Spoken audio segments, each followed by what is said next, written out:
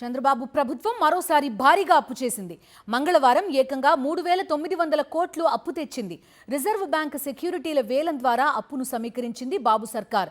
గత మంగళవారమే 3,000 కోట్ల అప్పు తెచ్చిన చంద్రబాబు ప్రభుత్వం వారం తిరగకుండానే మళ్లీ 3,900 కోట్లు అప్పు సేకరించింది. చంద్రబాబు పాలనలో అప్పుల్లో ఏపీ నంబర్ 1గా నిలిచింది. గడిచిన 22 రోజుల్లో చంద్రబాబు ప్రభుత్వం చేసిన అప్పు 3,37,221 కోట్లకు చేరింది.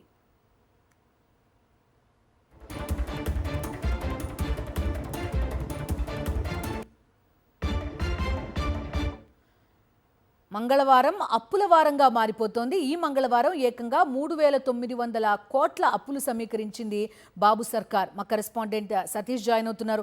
సతీష్, చెప్పండి, అప్పులు తేవడం ఒక ఎత్తు, కానీ ఖర్చులు పెట్టే విషయంలో కూడా అసలు రాజవిలాసాలన్నీ కూడా కనిపిస్తున్న పరిస్థితి. ఏం జరుగుతోంది? ఈసారి ఎంత మొత్తం అప్పు తెచ్చారు? మొత్తం ఎంతకు చేరుకుంది అప్పు?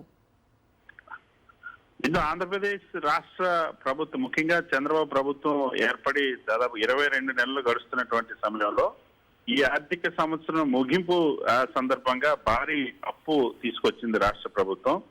వచ్చే వారంతో 2025-26 ఆర్థిక సంవత్సరం ముగుస్తుంది. ఈ తరుణంలో ఈ రోజు 3,900 కోట్ల రూపాయలను రిజర్వ్ బ్యాంకులో సెక్యూరిటీల వేలం ద్వారా తీసుకొచ్చింది రాష్ట్ర ప్రభుత్వం.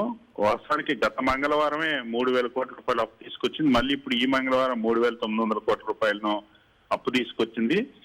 ఈ 3,900 కోట్ల అప్పుతో ఆంధ్రప్రదేశ్ రాష్ట్ర ముఖ్యంగా చంద్రబాబు ప్రభుత్వం గడిచినటువంటి 22 నెలల్లో తీసుకొచ్చినటువంటి అప్పు 3,37,221 కోట్లకు దాటింది.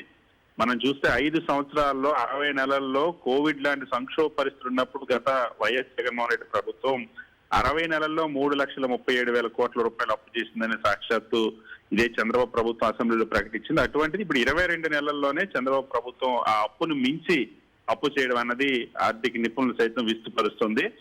ఈ అప్పులన్నింటినీ కూడా రాష్ట్ర ప్రభుత్వం ఒకవైపు ప్రజలకు ఇచ్చినటువంటి సూపర్ 6 మొదటి 6 హామీలు కూడా ఇప్పటి వరకు అమలు చేయకపోవడం, ఉద్యోగులకు కనీసం ఒక్క డిఏ పూర్తి స్థాయిలో చెల్లించకపోవడం, ఎరియర్ చెల్లించకపోవడం, ఐఆర్ అన్నది 1 రూపాయి కూడా ఇవ్వలేదు, పిఆర్సీ ఊసేయలేదు. ఇలాంటి పరిస్థితుల్లో అప్పులు మాత్రం భారీ ఎత్తున చేయడం అన్నది ఇప్పుడు కూడా దేనికోసం తీసుకొచ్చింది రాష్ట్ర ప్రభుత్వం అన్నది ఇంకా స్పష్టత రావాల్సిన అవసరం ఉంది. కానీ ఈ స్థాయిలో దేశంలోనే అప్పుల్లో నెంబర్ 1గా ఆంధ్రప్రదేశ్ రాష్ట్ర ప్రభుత్వం నిలవడం అనేది ఆంధ్రప్రదేశ్ రాష్ట్రంలో ఉన్నటువంటి అధికారులను, ఆర్థిక నిపుణులను కూడా ఆందోళన కలిగిస్తుంది. Right Satish, thank you.